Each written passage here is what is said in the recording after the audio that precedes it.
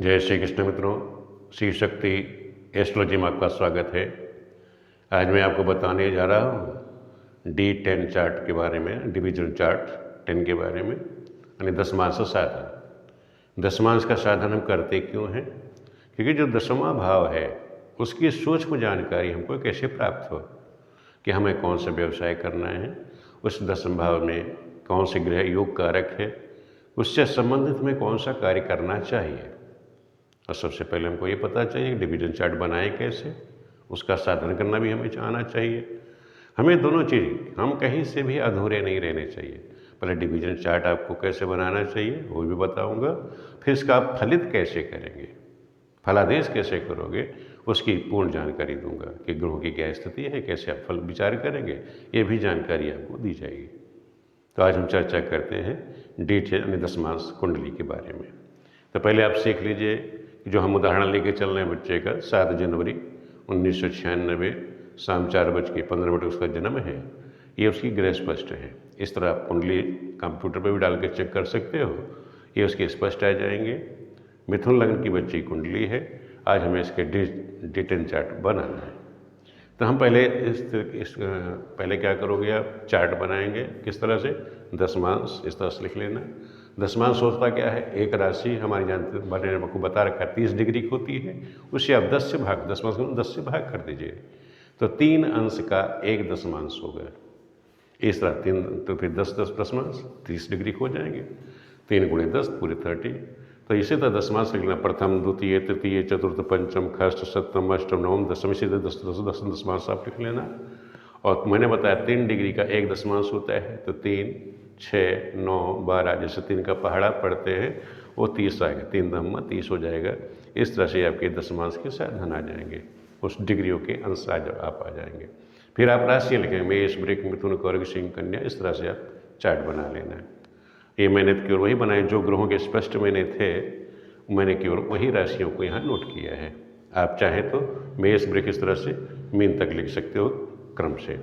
हमको साधन करना, जैसे लग्न है, अब आपने लग्न देखा कि लग्न जो है मिथुन राशि में 5 डिग्री। अब हमको देखना है मिथुन लग्न में 5 डिग्री कहाँ होगा, ये 6 डिग्री तक, यानी 5 से ये 6 डिग्री है, 5 डिग्री कम है, इसका मतलब द्वितीय में होगा। तो हमें देखा कि जब मिथुन लग्न है, मैंने बताया विषम राशि में, ये ध्यान रखो कि विषम राशि में दशमांश की गणना उसी राशि से होगी जो राशि है, जिस राशि में ग्रह बैठे उसी राशि से गणना होगी। अगर आपकी सम राशि है तो दशमांश कुंडली में जो राशि आप देखिए जिसमें ग्रह बैठी है उससे 10वीं राशि से गणना प्रारंभ होगी। अब आपको गणना करके बताते हैं तो आपकी समझ में आ जाएगा। जैसे हमने देखा कि लग्न जो है मिथुन राशि में 5 डिग्री, तो ये मिथुन राशि में दूसरे में है, तो दूसरा आप करोगे तो उसी राशि से गणना होगी, तो मिथुन कर्क, दूसरा क्या आएगा कर्क, यानी आपकी कर्क लग्न बन गई। इस बच्चे की जब आपने किया तो कर्क लग्न आप बना लेना, D10 कर्क लग्न हो गई, कर्क सिंह कन्या तुला वृश्चिक धन मकर कुंभ मीन मेष वृक मिथुन, इस तरह बना लेना। अब हमें देखना है कि कर्क लग्न बन गई बच्चे की, हमें सूर्य की स्थिति देखनी। सूर्य है धनु राशि में 22 डिग्री। अब 22 डिग्री आप देखो किस दशमांश में जाएगा, यानी अष्टम में, यानी 8वां आ गया। मैंने बताया कि विषम राशि में गणना वहीं से प्रारंभ होगी, उसकी तरह से सूर्य किस में है, धनु राशि में, तो धनु से गणना करिए, अष्टम में तो 8 तक, तो धनु से गिरिए, तो धनु मकर कुंभ मीन मेष वृक मिथुन कर्क, यानी सूर्य किस में गया, कर्क राशि में।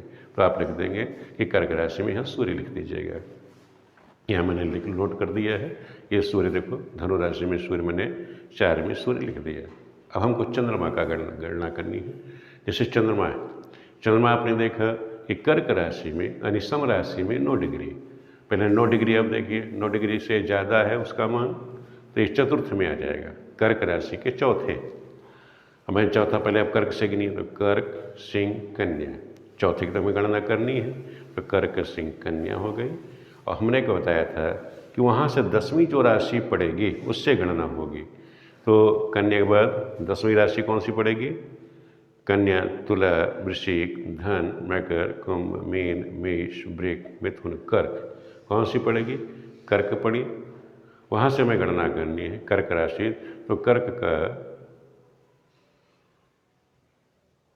एक मिनट दोबारा समझ लीजिए, कि हम चंद्रमा की गणना कर रहे हैं, तो चंद्रमा जिस राशि में ग्रह बैठी है उससे 10वीं राशि से हम गणना प्रारंभ करेंगे। तो कर्क राशि में 10वीं राशि कर्क से गिनिएगा, कर्क, सिंह, कन्या, तुला, वृश्चिक, धन, मकर, कुंभ, मीन, मेष। मेष ये हो गया, और मेष तो ये हो गया, मेष और मेष, वृक, मिथुन, ठीक है। मिथुन क्या चंद्रमा आ गया है। अब पुनः समझ लीजिए, जैसे कर्क राशि का चंद्रमा है तो पहले कर्क से 10वीं राशि से गणना होगी। 10वीं राशि से गणना तो कर्क से गिनिए, कर्क, सिंह, कन्या, तुला, वृश्चिक, धन, मकर, कुंभ, मीन, मेष आ गया। और उसके बाद 3 आपके व्यतीत हो चुके हैं इसमें कर्क से, ये चौथा शुरू है तो 3 व्यतीत हो, 3 ये ले लीजिए, तो मेष, वृक, मिथुन, यानी मिथुन का चंद्रमा आ गया। इस तरह से अब हम नेक्स्ट करते हैं।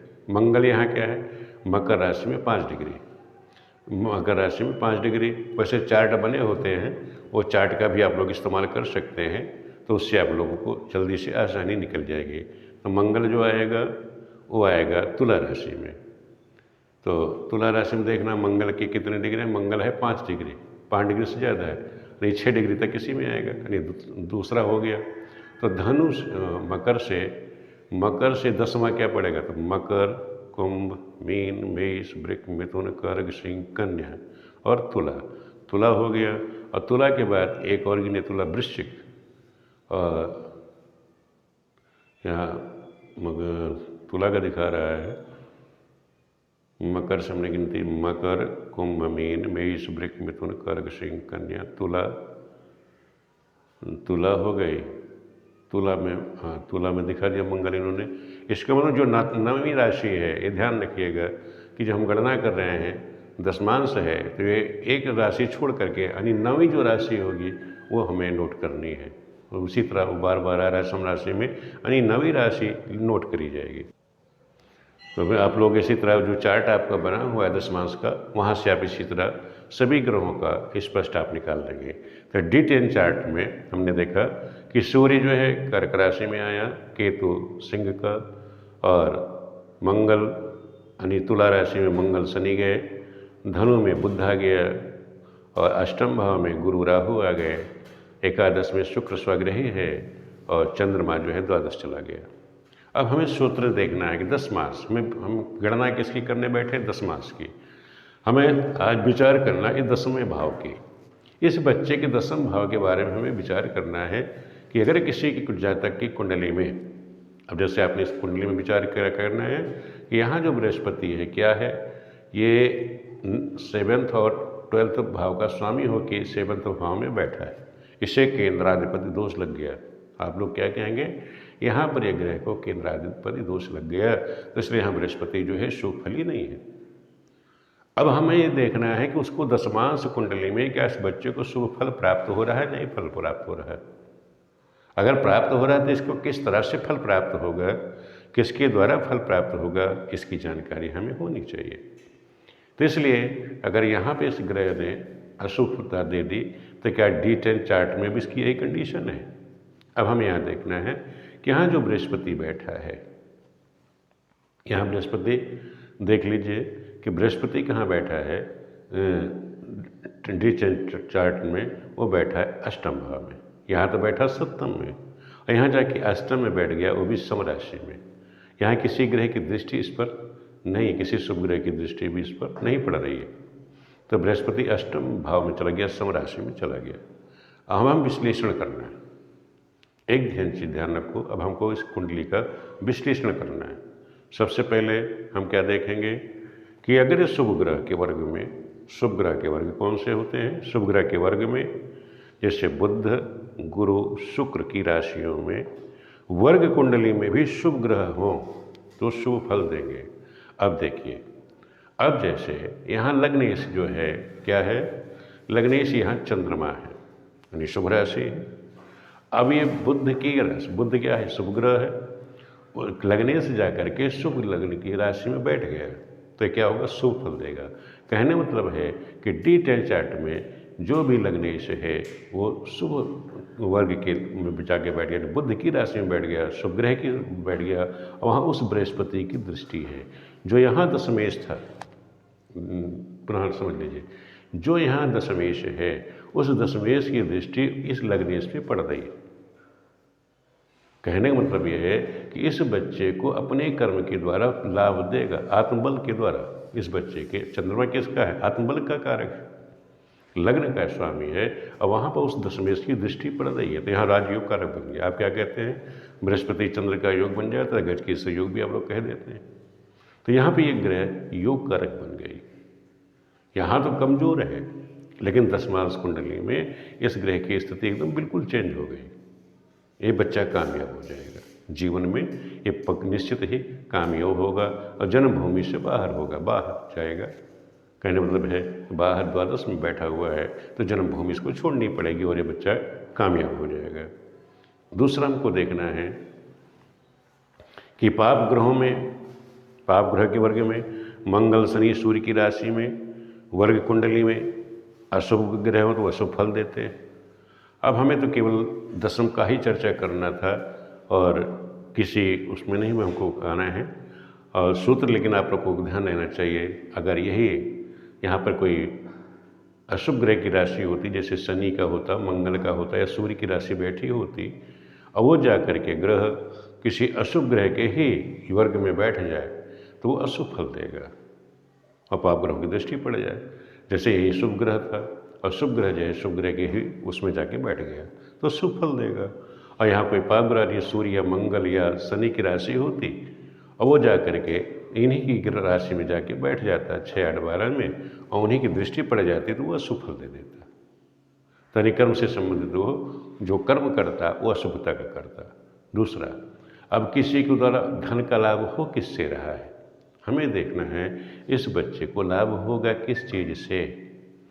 अगर यहाँ जैसे लग्नेश बुध था, अगर बुध संबंधी होता तो आत्मबल के द्वारा, द्वितीय भाव वाणी है, तीसरा पराक्रम के द्वारा, माता के द्वारा, संतान के द्वारा, या स्त्री का भी सहयोग मिल रहा है, या गोपनीय विभाग में जाना है, या भाग्य के बली है, या पिता के द्वारा मिल रहा है, या अपने उद्यम से। जैसे इस बच्चे का था, आपने देखा कि यहाँ जो दशमेश का था उस पे ये जो कर्मेश रोजगार का स्वामी है और जो कर्म का स्वामी उसकी ही दृष्टि पड़ रही है। तो ये बच्चा अपने ही उद्यम से, अपने ही कर्म के द्वारा, अपने ही रोजगार को ये बढ़ाएगा। तो इस तरह से हम कुंडली का हमको विश्लेषण करना आना चाहिए कि हम कुंडली हमारे पास आ गई, हम उसका विश्लेषण करें कैसे। ये भी ध्यान रखो, इन सूत्रों को ध्यान रखो, कोई कठिन कार्य नहीं है इसमें। तो हम आपको, अगर कहीं आपको कोई दिक्कत है, परेशानी समझ में नहीं आ रही है तो आप पुनः हमसे पूछ सकते हैं। D10 चार्ट कैसे भरा जाता है उसके बारे में बता दिया कि विषम राशि में उसी राशि से गणना होगी, सम राशि है तो उससे 10वीं राशि नोट की जाएगी। लेकिन ध्यान रखो, अगर 9वीं राशि आप नोट करते हैं तो आपको सही रहेगा, लिखने में आसानी आ जाती, क्योंकि वहाँ गणना करने में, गिनती करने में आपको दिक्कत आ रही है। हमें आप ही आई है, आपने देखा ही था। तो हम 9वीं राशि जब आप नोट करोगे तो सटीक चीज़ आ जाएगी, क्योंकि हम लोग एक राशि उसको ले करके चल रहे हैं। तो इस तरह से हम दशमांश साधन करना सीखेंगे और उसके बाद इसका फलित में यह है कि दशम जो भाव है कर्म का है, उद्यम का है, वो किससे करें। और दूसरा हम ये भी देख सकते हैं कि यहाँ जैसे शनि की दृष्टि, अब यहाँ शनि की दृष्टि कहाँ पड़ रही? कर्म क्षेत्र में पड़ रही है। मंगल की भी दृष्टि कहाँ पड़ी? कर्म क्षेत्र में पड़ रही है। तो इसका उद्यम क्या होना चाहिए? इंजीनियरिंग संबंधी। तो ये बच्चा क्या होगा? इंजीनियर होगा, इंजीनियरिंग संबंधी ये कार्य करेगा।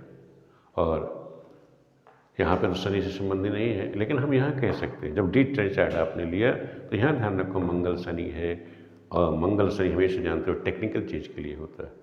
जिन ग्रहों की दृष्टि, पहले तो ये देखो कि दशम भाव में यहाँ पे ग्रह कौन सी बैठी है, उससे आप निर्णय लेंगे कि इसका व्यवसाय क्या होगा।